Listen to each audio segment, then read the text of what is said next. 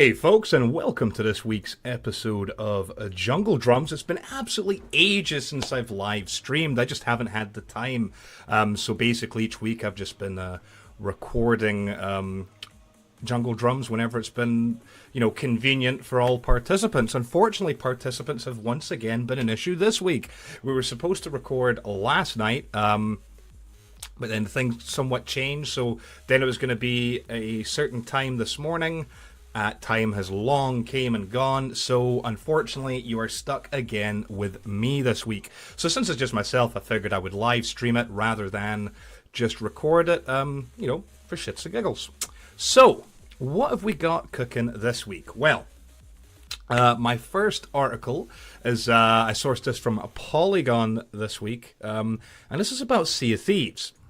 And particularly it's about the Sea of Thieves' first pirate legend, and about him defending his title amid the player backlash. Now, over the last week, there was quite a few articles and, well, a lot of outrage on social media about a streamer who had, depending on your point of view, some folks say cheat, some people are using the terminology boosted, whereas if we listen to his side of the story, he views it quite differently. But anyway, the way that it was conveyed was that this streamer, Prodigy X, was playing Sea of Thieves, and what would happen is he would get his... well, see, I think this is where media somewhat twisted it, because I don't know if he got them to do this or if they actually just volunteered themselves to help him out. But regardless, what would happen was a crew would gather a whole bunch of loot, getting all sorts of chests and skulls and, produce. Because if you're familiar with Sea of Thieves, there's basically three main factions, and each of these factions do different types of missions. The Gold Hoarders, as you would imagine, have you go find treasure. Whereas the Order of Souls, they want you to go kill these legendary ghost pirates, and you have to bring their skulls back. And then there is the what's the name? Is it the trade? Oh, I can't remember their name, but it's these trade folk, right? That basically the Merchant Alliance, that's what it is. And they want you to do deliveries, like go capture a chicken, go capture a pig, and deliver said items to a certain outpost. So basically, his viewers would have a crew, they'd get a whole bunch of stuff, invite him the game, turn it all in, and then he would benefit. He would get, all of the reputation. So he got to level 50 reputation in all three of these factions quite quickly. Hence, he is the first pirate legend, because once you hit level 50 in all reputations, you're now a pirate legend. You get access, I think, to a new area, new missions, new quests, a new faction, some ship decorations, new cosmetic items and whatnot. And so, there was quite a lot of negative response, and even the hashtag #NotMyPirateLegend has been trending, because they were criticizing his methods, saying that basically he didn't play the game, it was other people playing it for him. So a lot of people turned on the guy. And so it was good. This article is actually kind of bringing his rebuttal or his response to this whole controversy. And so Prodigy X stated, they started criticizing my gameplay when they heard something about the boosting. They just heard boosting, and everyone started twisting my words. He boosted all the way, people tweeted at me. Cheater, cheater, not my legend, not my legend. And he goes on to say, he was like, what? I don't understand the hate. Do you guys even realize what happened? And he comes back stating that, look, yes, he did get some help from boosting, or rather leaning on other players to progress further into the game. But all of these players, according to him, were willingly, allowing him to hop on and take credit for their loot, because they were part of his Twitch community, which... He's had this community for 8 years now. These were fans of his. He wasn't holding them at gunpoint, making them do this. They wanted to help him and help support him, which, according to him, his community is a very supportive one. It's just the nature of it. So it made sense that, they would want to do this. Whereas people on the outside looking in just saw it as, they took it as face value of someone boosting, someone cheating, and okay, it's not... super black and white here, because yes, there was some issues with, hey, he'd go AFK while they were doing this. There was another report of, like, he got this legendary quest and he didn't even know how to access his inventory, making people think even more, holy hell, this guy got to level 50 in all 3 reps, but doesn't actually know anything about the game. But again, these look like they were kind of misrepresentations of what happened. But so anyway, the article, which is available on Polygon, goes a little bit into depth from his side of the story. Remember, it's just the nature of the game, isn't it? Where there's always going to be 2 sides of a story, and, you'd like to think that people are being honest, but the chances are the truth is somewhere in the middle. But oh well, these things happen. Sea of Thieves, is a game that is controversial anyway, because a lot of people are really quite salty about the PvP aspect of it, whereas of course, it's a pirate game. What do you expect? Likewise, a lot of people are upset about the PvE options. There not being much of a storyline, or not much incentive to really progress in the game, if you can call getting reputation levels progression, which I think a lot of people have just missed the point. It's a fun game. It just, is a sandbox. You can go in with your friends, be a pirate, have fun. I'm pretty sure our editor-in-chief has a article about Sea of Thieves. It should be going live sometime in the near future, and I'm pretty sure he likes the game. You can give that a read, of course, on scholarlygamers.com, and we can see what he has to say about Sea of Thieves. Right, my next article I sourced here from Eurogamer.net, and this was about the Steam machines. The headline, says, "It's true. Steam machines aren't exactly flying off the shelves, as Valve responds to the hardware range's demise." Now, right, so Steam. Just about every PC gamer out there uses Steam. That's how we access our library of games. That's how a lot of us buy games. Steam has all sorts of features as communities. You can read reviews. You can even watch your friends' broadcasts, without them having to actually stream to Twitch or Mixer or YouTube, anything like that. And so Valve has become a very powerful company in the world of PC gaming. So quite a while back, they had launched quite a few different products. One being the Steam Link, right? Which the Steam Link is a handy little device you can connect to your TV, and it allows you to stream your PC library, your Steam library, to that remote device. Yes, your computer is still doing all the work, but as long as you have a wired connection, because let's be honest, the Wi-Fi implementation of Steam Link isn't that great, you can play your PC games on your big screen TV in the living room. So Steam Link, was a great little product.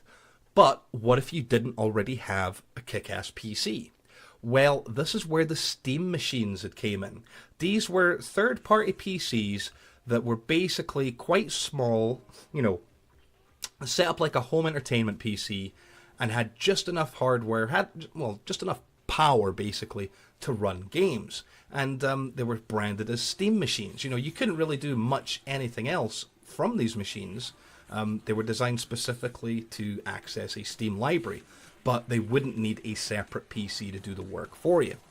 Now, the Steam machines, if we're honest, never really took off. They didn't really sell that well. They looked like a cool item. They looked like they'd be, pretty neat, but they never really delivered. And to be fair, the Steam Link seemed like a device that also haven't sold exceptionally well, because was it last week or the week before? They had all these Steam deals where you could buy these relatively inexpensive games and get a Steam Link bundled in for free. So they're definitely trying to get rid of some stock. But basically what had happened, there was some reports going around that, the Steam machine category had been removed from Steam's front page.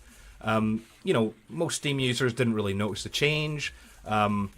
But basically, yes, the entire range was removed from the homepage because of a lack of interest. And, admittedly, the range just has not sold well at all. But Valve came out with a statement, saying that, look, we've noticed that what we started out as a routine cleanup of the Steam Store navigation has turned into a story about the delisting of Steam machines. That section of the Steam Store is still available, but was removed from the main navigation bar based on user traffic. Given that this change has sparked a lot of interest, we thought it makes sense to address some of the points we've seen people take away from it. And he goes on to explain it, look, while it's true Steam machines aren't exactly flying off the shelves, our reasons for, striving towards a competitive and open gaming platform have not significantly changed. We're still working hard at making Linux operating systems a great place for gaming and applications. We think it will ultimately result in a better experience for developers and customers alike. So there you go. I mean, here's a quick screenshot of what these Steam machines look like. This was one from Alienware. And, they were nice little pieces of kit, came with a controller. As he states, they were basically based around the Linux operating system, which, we play around with Linux a lot at school. It's, it's a great operating system. It's quite powerful. It's just, a lot of folk these days just use Windows just because it's easier to use for them.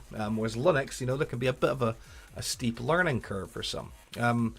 But there you go. So, whether or not the Steam machines will come back or they'll try to relaunch them, who knows? They're doing a lot of other things. Is it LG, I believe? There was some experimental LG TVs that have Steam Link enabled. My Windows 10 tablet that I've got, that has Steam Link. I can play my PC games from, anywhere in the house if I want, from my tablet. So it's the Steam Link and the Steam machines are good technology. They just, for whatever reason, they've been underappreciated, and, well, now it's just going to be that much harder to find them on the actual Steam pages. Right, speaking of games on Steam, there was one that was released, December of 2016, and it was one that really, really caught my attention, and that was Space Hulk Deathwing. Now, okay, I grew up on Warhammer 40k, the tabletop, wargaming stuff set in the 40th, the year 40,000, that 41st millennium. And, it's really cool. It's got, the Space Marines, all that kind of stuff.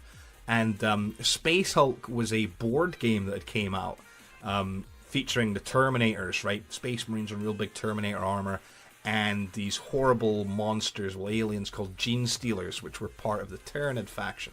But anyway, the game had launched on PC, and rather than being a strategy or a turn-based game, it was a first-person shooter. There's still strategy involved and whatnot, but the graphics just looked absolutely stunning. Now, unfortunately, I hate to say it, the game kind of had some issues, optimization issues, even on beastly hardware. The game didn't quite, run quite well. So I never picked it up. I really, really wanted to, but I never got around to it. But as soon as I learned, and this was back in 2016, that they were working on console versions for the PS4 and the Xbox One, I got excited. I was like, ooh. Because when they went into the detail, they stated that, hey, it's going to be an enhanced edition for the console. So it made me start thinking, okay, right, it's going to run better. It's going to be a better experience than it would be on PC. Then as the story developed, it turns out that it was sure enough going to be enhanced for the PS4 Pro and the Xbox One X. So that was me. I was sold. I wanted to get this. In fact, I even, Scholarly Gamers reached out on my behalf to try to get a review code for the game on Xbox One X because I was that excited to give it a try. Well, unfortunately, as it would turn out, and this just developed over this past week, I've sourced it. I mean, it's all over social media, but the article itself I sourced from trueachievements.com, and this is that Space Hulk Deathwing is no longer releasing for Xbox One. Basically, what had happened was they came out with an announcement saying, hey, look, Space Hulk Deathwing Enhanced Edition is to launch on May 22nd for PC and PS4, which sparked quite a lot of Xbox users tweeting back, asking, okay, what's going on with the Xbox version? What's up? What's the deal here? And so they responded initially quite briefly with a tweet saying, "We can confirm that the enhanced edition is going to only release on PS4 and PC." So people were like, okay, well, that kind of sucks, myself included. I mean, it's great that the game's coming. I really wanted to try it out on the old, the good old 1X. But then a few days later, they came out with some more information. So now they've got this generic reply that's actually a two-part tweet that are sending back to any inquiries about the game for the Xbox. Stating that we are sorry to announce that Space Hulk Deathwing will unfortunately not be released on Xbox One, despite the significant time and effort devoted to trying to rectify code development issues. We apologize to Xbox One players who were eagerly waiting to exterminate Xenos aboard the Space Hulk. It was a difficult but carefully thought through decision, and we wish to thank our community for their commitment and understanding. So, hey, they've came out, they've explained relatively well what the deal is. I'm not a developer, so I can't attest to how difficult it is. I mean, as far as we understand, we're always told that development on the Xbox One is very similar to that on PC, and that it's not supposed to be that difficult to port things over. But when you factor in things like multiplayer and, those different layers of applications, Xbox Live and whatnot, who knows? Anyway, it's not coming to the Xbox. So if that's the only console or the only way to play you have, sorry, but you're going to be missing out on this. Meanwhile, for everyone else, May 22nd, it'll be coming out for PS4. And if you already own Space Hulk Deathwing, then you will be getting upgraded to the Enhanced Edition for absolutely free when it launches on May 22nd. The game is not a full price AAA title, right? So it's not $60, £60, depending on where you are in the world. Over here, it's about £30. I think in the US, about $40, $39.99 or something like that. So, it'll be interesting to see how it works on the PS4. Because it did look like it's a graphically demanding game. As I say, on the PC it had some optimization issues, but hopefully, the team has put the time and effort in to make it run quite well on PS4. And then hopefully the Enhanced Edition is going to run a heck of a lot better on the PC than the original version did. But only time will tell. Speaking of hardware, we've discussed the Intel Spectre and Meltdown debacle numerous times in the past. And so I just saw this bit of news that caught my attention. It was from PCGamer.com. And it was about how Intel is deciding to leave some older processor families vulnerable to Spectre. Right, so Intel was trying their hardest to work and, trying to basically develop and release microcode updates in order to mitigate Spectre and Meltdown issues for certain older processors. Now, when I say older processors, we're talking significantly old. The families include Bloomfield, Clarksfield, Gulftown, Harpertown, Jasper Forest. I mean, if these are all terms you've never heard of, don't worry about it. When it comes into like the modern processors, I think the newest one that would be affected would be a Core i7 920, right? So that's going back quite a ways. And really we're more talking about chips like the Core 2 Quad, the Q8200, right? I mean, these are really old processors. I mean, processors that would have came out, about 2007 till about 2011. So the chances of gamers and, most of our audience being on those generation of systems is probably quite small. And in fact, that's Intel's justification for no longer working on fixes for Spectre and Meltdown for these processors. They claim they've done their own research, and it looks like any systems that use those chips are most likely closed systems. So those vulnerabilities wouldn't even be an issue. But we'll just have to see. This whole Spectre and Meltdown issue it doesn't seem to be going away. Because as it's turned out, we thought it was only an Intel thing. Then, big shocker, it affects AMD as well. to the point where actually the update for the AMD processors caused an infinite loop reboot loop. So yeah, this issue isn't going away anytime soon. All we can do is hope that the new generation of microprocessors that come out won't have anything like this. Because it is a horrible vulnerability that, as you can imagine, if it's on a corporate network, if it's in charge of important things, governments, the repercussions of these kind of vulnerabilities being taken advantage of would just be catastrophic.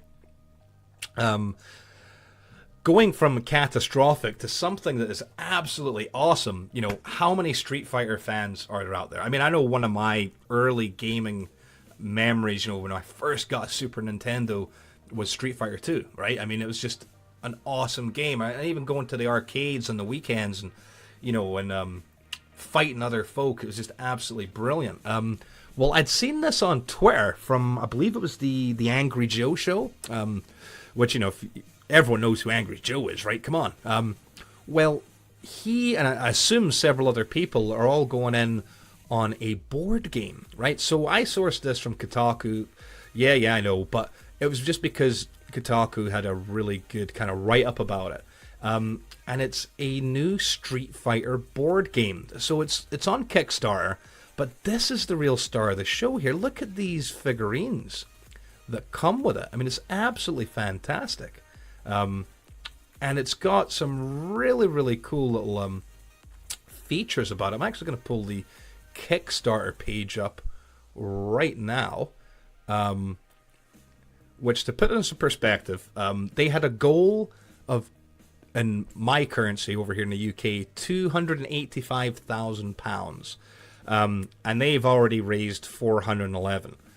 It's doing quite well. They've got a really good little promotional video here.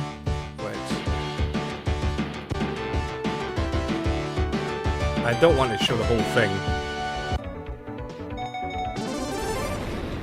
Celebrate over 30 years of the greatest fighting game franchise by playing in a whole new way.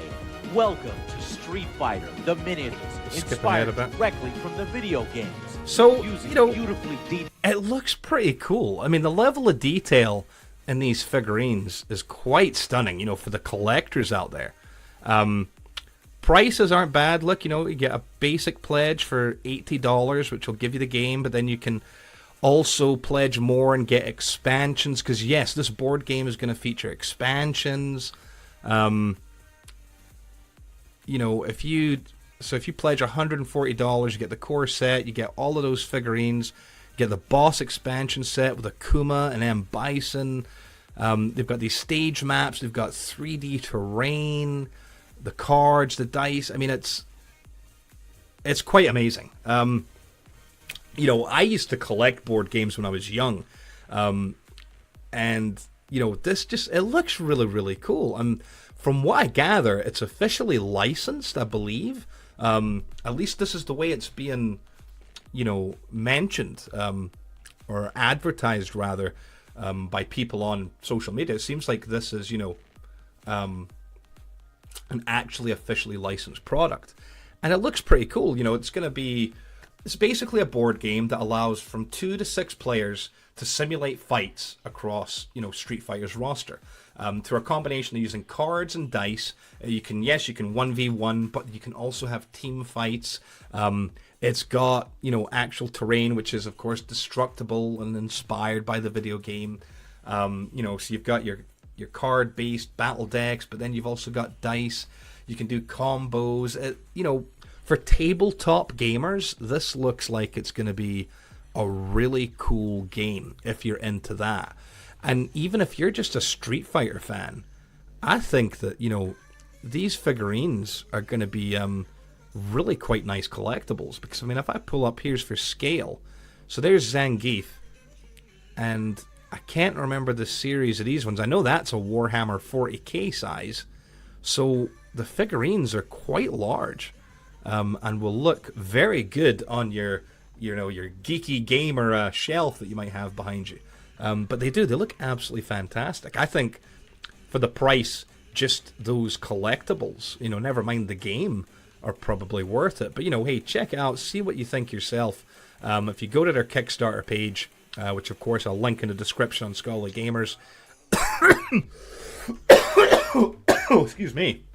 You can check out and see what you think yourself. But yeah, looks pretty darn cool. We'll just have to see how it actually turns out.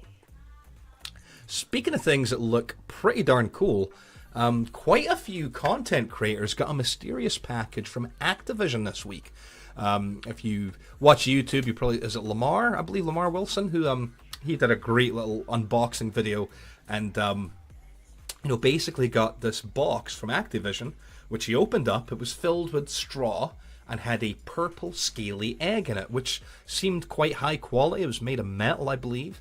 Because he broke his tooth trying to bite it. And it came with a note saying something is about to hatch. So sure enough, as soon as these content creators started getting these packages, the internet exploded. People saying, oh, the next Spyro game's coming. Yep, it's got to be Spyro. It's got to be Spyro. It's the same color. It's purple. It's purple. So the rumor mill was just, in full force, trying to speculate on what it could be. Well, sure enough, the rumors can be, put to rest, because Activision came out, made a full statement. So I sourced this from Games Radar, and of course, this is about the Spyro Reignited Trilogy. It has finally been announced, with all 3 of the original games being scaled up for the PS4 and the Xbox One. So there you go. Spyro is going to fly into our current gen consoles this September. I believe September 21st. For PS4 and Xbox One. So it's going to have the original Spyro the Dragon. It's going to have Spyro 2, Ripto's Rage, and Spyro Year of the Dragon. What they're saying is that the trilogy's scaled up paint job will feature improved environments, updated controls, brand new lighting, and recreated cinematics, with much of the original voice cast returning to reprise their roles in game. And even that amazing soundtrack from Stuart Copeland is being remastered for the Purple Dragon's comeback. So it's pretty neat. The studio head Paul Yan had basically, emphasized how important it was for the team to maintain the essence and detail of all 3 games while still updating them for a modern audience. And the trilogy's full reveal trailer, which is, sure enough, if you go take to Twitter, look at, at Spyro the Dragon, the Spyro account put up a reveal trailer. And in fact, let's take just a tiny little sneak peek, because let me just fast forward. There we go.